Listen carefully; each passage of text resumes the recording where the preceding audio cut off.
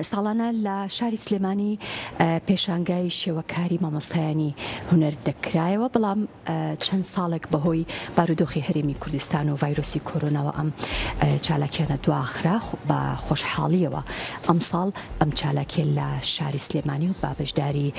مامۆستایانی شێوەکاری هونەر نەک لە شاری سلێمانی بەڵکو لە قەزا و ناحیەکانی شاری سلێمانیش بەشێکی زۆر لە مامۆستایان بەشدار بوون.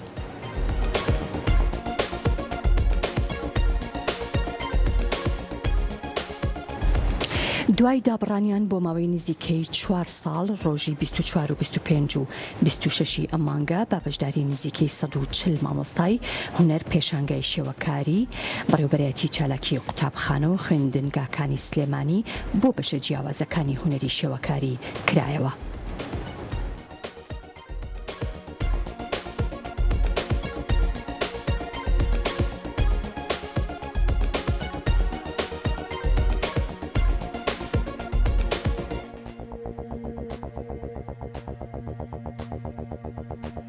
خۆشحاڵم بە کەناڵی کورسات کە بەسەریان کردینەوە. هەموو ساڵێ پێشانگای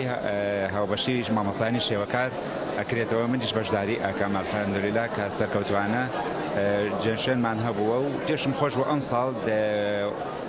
پەروەردەی ڕۆژهەڵات لەگەڵ پەروەردەی ڕۆژاوە مژدانێکی خۆشیانە کە تێکەڵ بوو بەیەکەوە هاوڕا ئەبین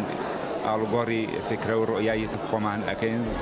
و هاوڕێ کۆنەکانیشمانێن و ئیشەکەشم وی ڕاستی بێت حەزم نەکردو نەقەڵکەم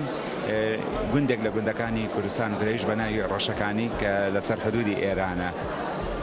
خۆم کە چوومەتە ئێوە و سروشتەم بینیوە ئەگەر سەیەکی لە حەکەشکەن تەنیاییەکە بینێ لە جانجاڵی ئەم ژیانە قورسە و ئەم نەهامەتیانی کە بەسەر خەڵکایە حەسم کردو لێ ڕفرێشێکی خۆم کەمەوە کە لەو سروشتە بێدانەیە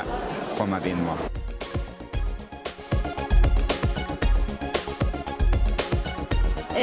من بە یەک تابلۆ بەشداریم کردووە لە پەروەردەی ڕۆژئاوا و ئەم پێشەنگایە تقریبان 140 مامۆستا بەشداری تیا کردووە، نەک هەر پەروەردەی ڕۆژئاوا لە